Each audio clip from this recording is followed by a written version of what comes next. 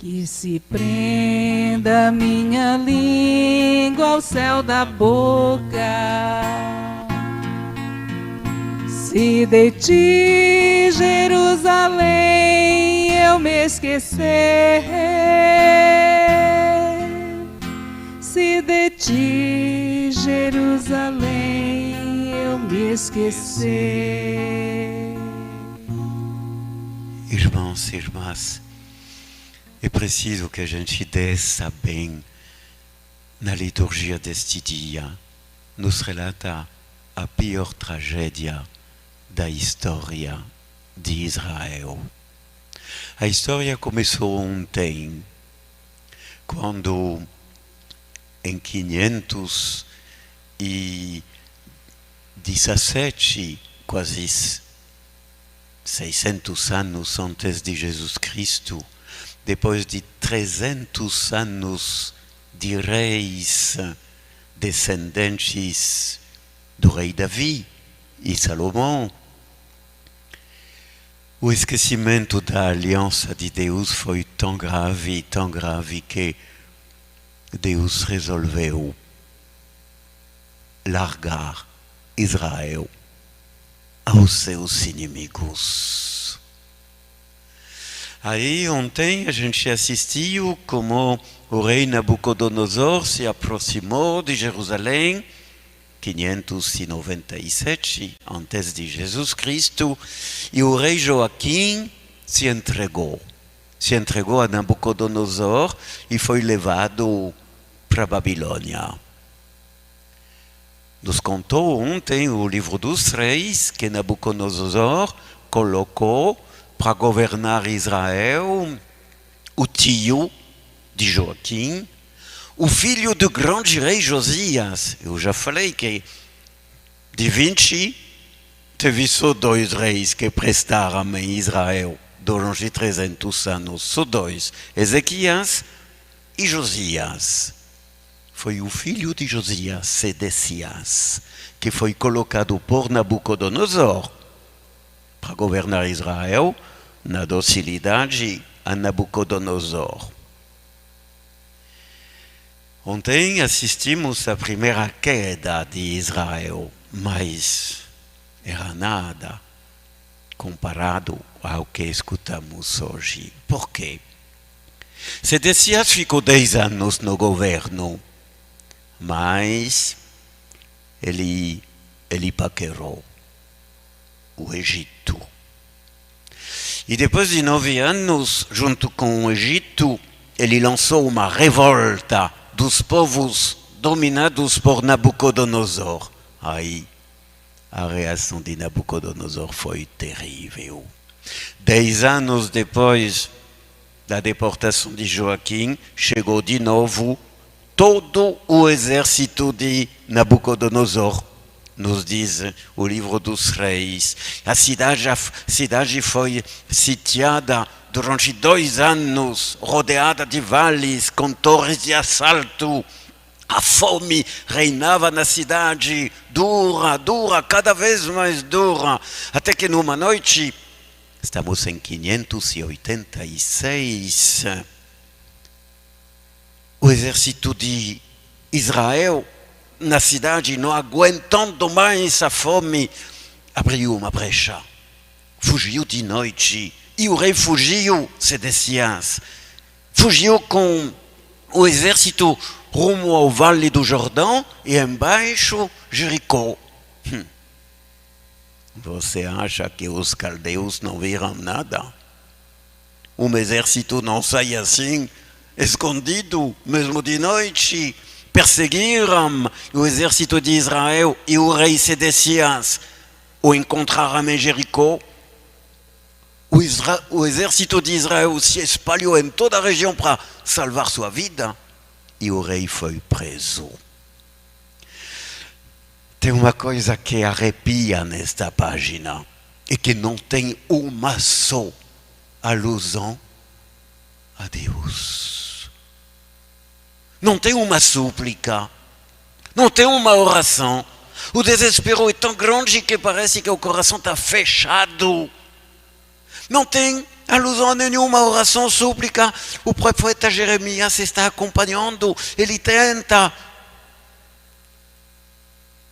Nada.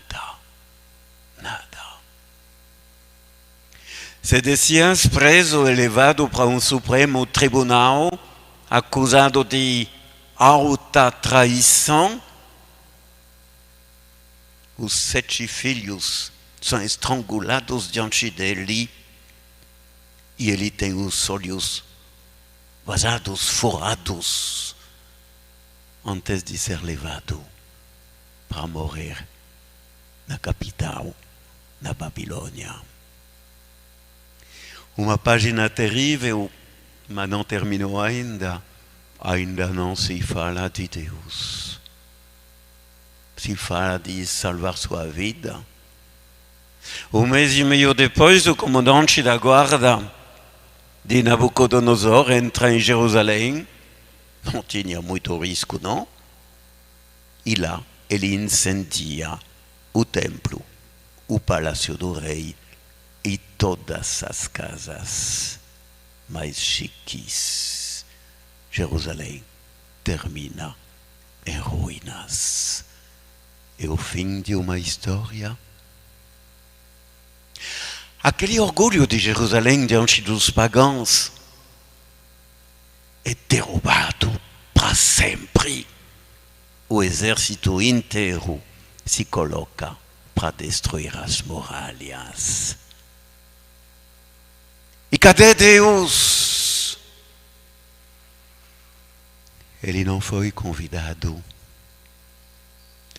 Acho que se ele permitiu isso, é porque aquele orgulho de Jerusalém, aquelas muralhas, representam o orgulho humano quando pretende se passar de Deus. E Deus deixou que Jerusalém fosse reduzida a ruínas. Vão ser 60 anos de exílio na Babilônia, de sofrimentos. Aí o canto que Cacá cantou tão maravilhosamente, o Salmo 136, que está sendo escrito durante o exílio. Escuta, tem tudo a ver com o que vem antes. Que se prenda a minha língua o céu da boca, se de ti, Jerusalém, eu me esquecer. Eis que, exilado, o ser humano, o judeu, começa a se lembrar de Jerusalém e de Deus. Pois foi este o pecado maior de Israel. Durante toda esta provação, nem recorreu. As suas muralhas eram seu orgulho, as suas alianças com os pagãos.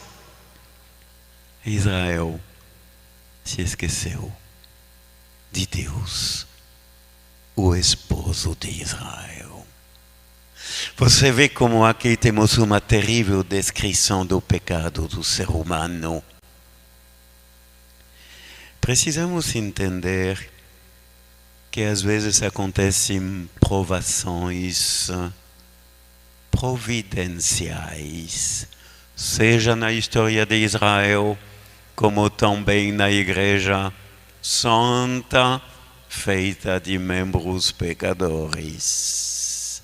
Provações providenciais na minha e na tua vida, na vida da igreja também. Provações físicas ou morais na vida individual, às vezes é uma doença, é um luto, é uma angústia da alma, pode ser também reveses da fortuna, que são sempre acompanhadas de grandes graças interiores que nos estimulam à conversão ou a uma vida mais perfeita. Será que vamos saber oferecer este convite de Deus através dessas provações que sinalizam a nossa caminhada, elas visam a desapegar-nos daquilo que não é Deus. Purificam a alma quando o amor e a busca de Deus se torna mais forte do que o sofrimento. Fazem-nos desejar o céu e a perfeição, que é o caminho que leva para lá. Contando que a alma saiba tirar proveito dessas provações providenciais para se voltar a Deus. No exílio, os profetas conseguiram acordar novamente a consciência de Israel, esposa de Deus. E uma renovação profunda aconteceu ao longo do exílio, no meio do sofrimento, buscando o que o mundo não sabe oferecer. Deus amor, Deus de misericórdia e de perdão. Temos uma ilustração extraordinária hoje no Evangelho. É quando um leproso, e tu sabes que um leproso representa na Bíblia o homem degradado ao máximo grau. Um leproso, vendo Jesus de longe, corre para ele, se ajoelha. Se tu queres, tu tens o poder de me purificar. Jesus deixa ser aproximado pelo ser humano na desgraça. E Jesus o tocou, estendendo a mão. O que ninguém faria. Eu quero. Este eu quero representa o coração de Deus em todo o seu esplendor. Deus nunca deixou de querer o bem do ser humano. E às vezes, como um pai que corrige o filho, deixa que provações aconteçam para o coração do homem acordar e retomar o norte de sua vida, que saibamos tirar proveito espiritual das provações providenciais que nos são enviadas jamais para a nossa desgraça, mas para a nossa salvação. Deus diz, eu quero, fica limpo. Graças a Deus.